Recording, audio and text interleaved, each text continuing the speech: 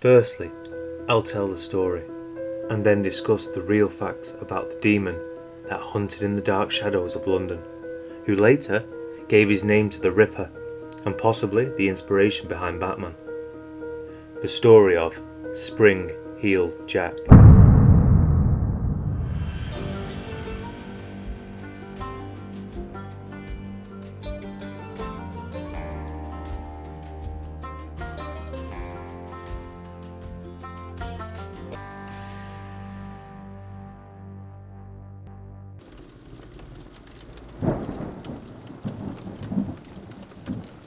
Monday, 19th of February 1838, and dark storm clouds roll over London.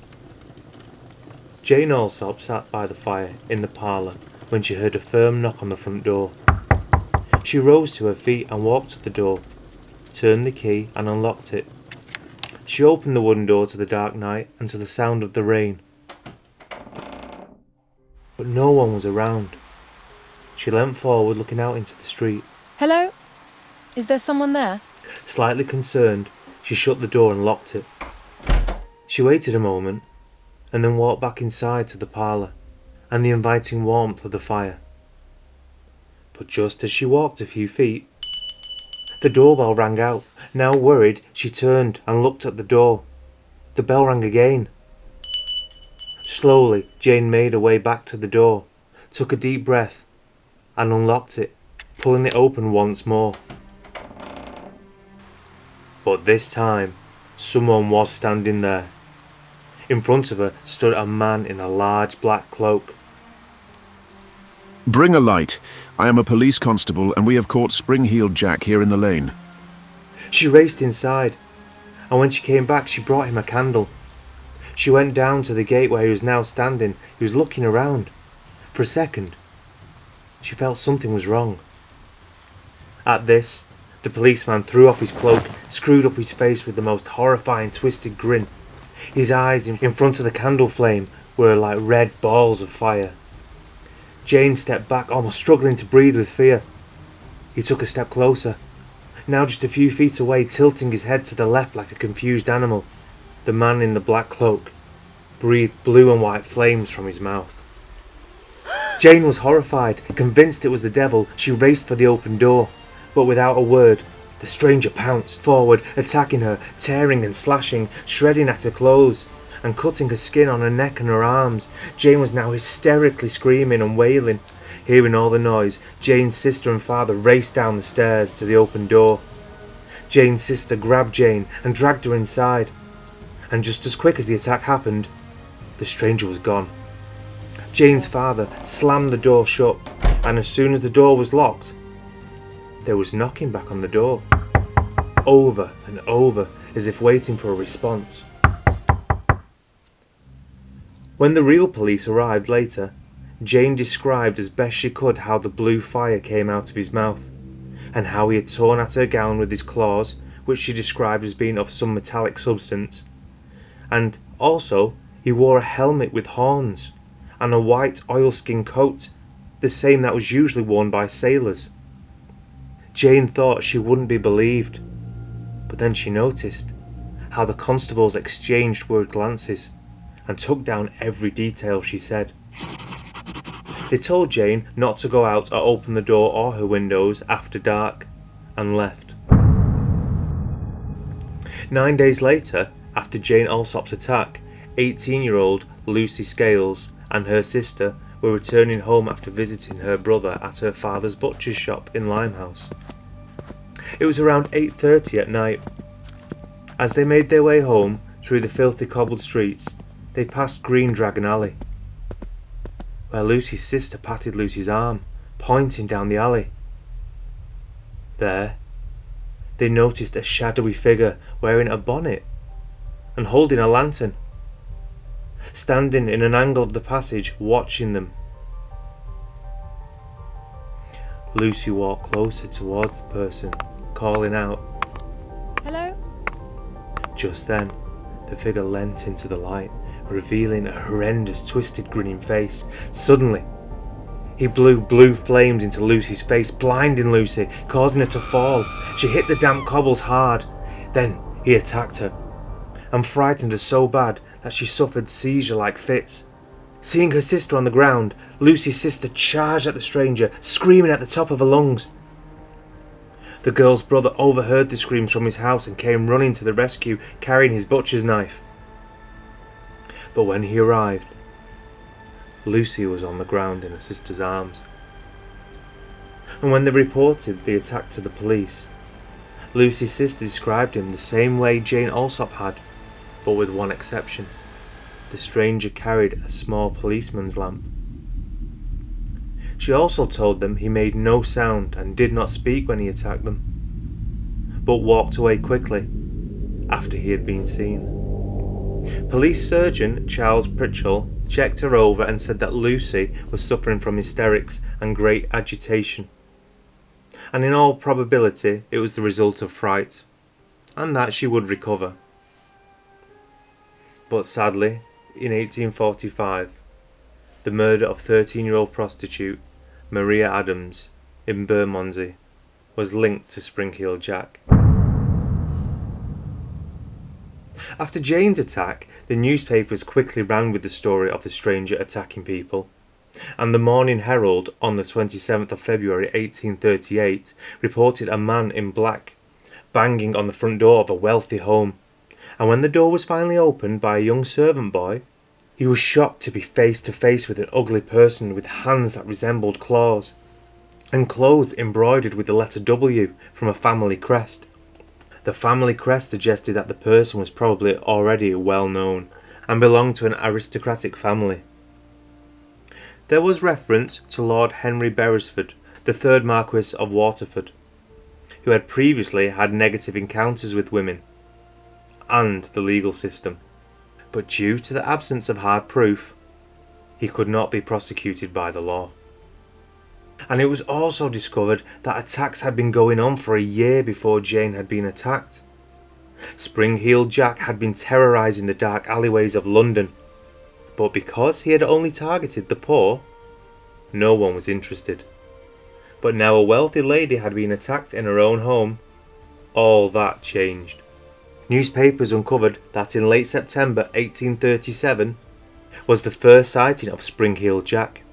A businessman was returning home late one night in London when he was terrified by a figure of a man who took a huge leap with ease straight over the high railings of Barn Cemetery.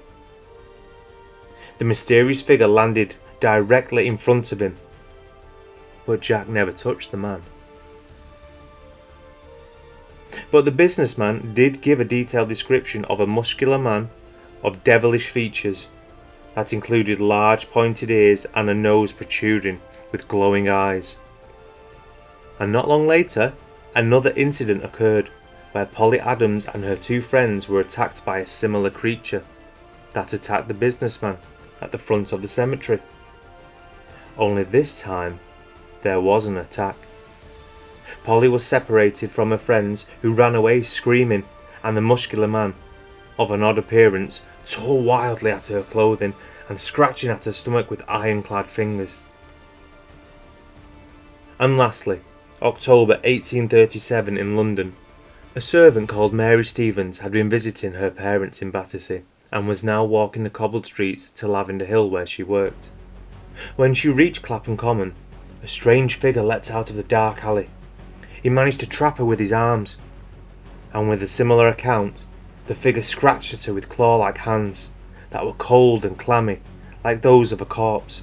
Frightened out of her wits, Mary screamed, which brought rescuers running to her aid, and again, the attacker disappeared into the night. The press created a frenzy, and it was not long until the attacker was given a name, the first being the Park Ghost, and then Steel Jack. But then, the name Spring-Heeled Jack was first used in a West Kent Guardian article on January 13th, 1838, and then the Times on February 22nd, 1838, and Spring-Heeled Jack stuck. There was even official recognition of the attacks, with Sir John Cohen, the Lord Mayor of London at the time, discussing the incidents at a public house session on the 9th of January 1838. It does appear that he was very mistrustful of many reports and believed that they had been greatly exaggerated. He did, however, reveal one letter of complaint that he had received. It was even reported during this time even the Duke of Wellington, though aged nearly 70, went out armed on horseback to hunt and kill this monster. Now I know this story sounds completely fanciful, but there are ways to explain at least some of Jack's unusual appearances. Like Jane Alsop, the 18-year-old girl on the 20th of February, where Jack vomited blue flames from his mouth at her door. This seems supernatural. But John Farrell, who was the owner of the Pavilion Theatre, told the police at the time that a flame of such description could be made if certain acids were applied to a sponge and soaked with spirits of wine. Upon testing this, the police found this information to be correct. But the police did not reveal the name of the acid since they did not want the general people to misuse the information. John Farrell also pointed out that some of the appearances of Spring-Heeled Jack could have been from theatre prosthetics, like a fake nose and fake ears. The white oilskins and cloak are easily available to someone with money. The metal claws are also explainable with Freddy Krueger style gloves, and the horns. Most accounts say that they were attached to a helmet, not his actual head. So now he is appearing more and more like a man, and not a supernatural demon. But there are many sightings about Spring-Heeled Jack that state that the frantic maniac could leap up to 9 foot, 15 foot, and run along rooftops and jump over walls, which we all know is humanly impossible. But many people did think that Jack could have installed some mechanical device that let him do this impossible feat. And there are reports of people seeing metal springs attached to his shoes, as the name Spring-Heeled Jack implies. But I doubt this is the case, as they wouldn't give him the height he would need to jump onto a rooftop, and besides, they wouldn't offer any grip when running on cobbles or roof tiles. As for Jack's identity, for a while no one really had any idea who he was. Suspicion rested on the eccentric young Marquis of Waterford, the Irish nobleman who was considered wild by Victorian society. He had been branded as the Mad Marquis, but an example that disproves the Marquis as Jack is the fact that the Marquis passed away in 1859 from a horse riding accident, but Jack was up and about in the Black Country at least 1855, when he was reputedly seen on Old Hill, leaping from the roof of Cross Inn, off the roof onto the butcher's shop, and across the road.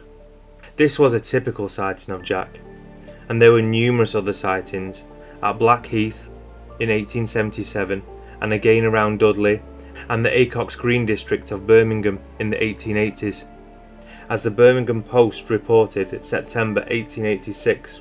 First a young girl, and then a man, felt a hand on their shoulder, and turned to see the infernal one with glowing face, bidding them a good evening. Jack appeared again and again, and in 1877 to 1878 he appeared at the military barracks in Aldershot, and later at Colchester.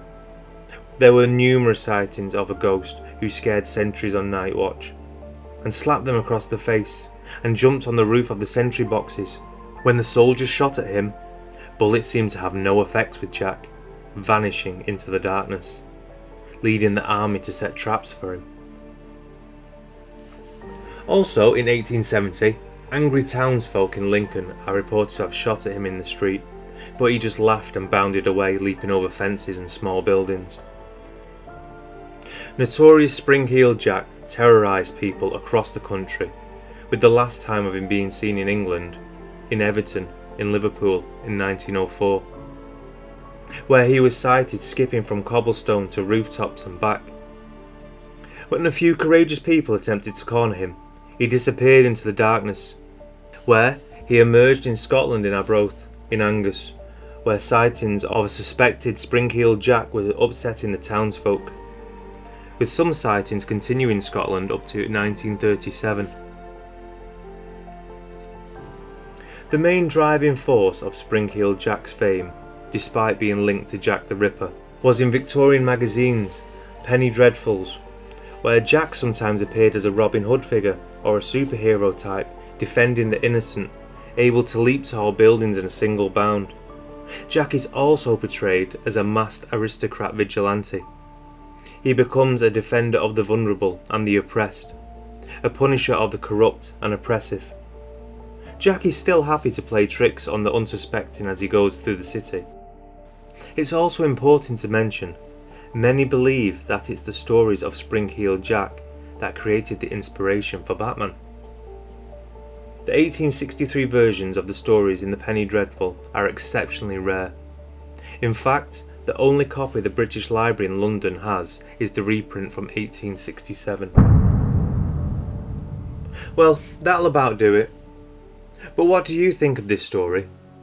Let me know in the comments below. If you think he actually existed, if he's supernatural, or if he's just a load of nonsense. Also, if you have read any of the Penny Dreadful copies that are available to buy today, can you see a resemblance to Batman? As always, I'm extremely grateful for the constant support, and please, let me know if there's a story you'd like me to cover. That will do. Take care.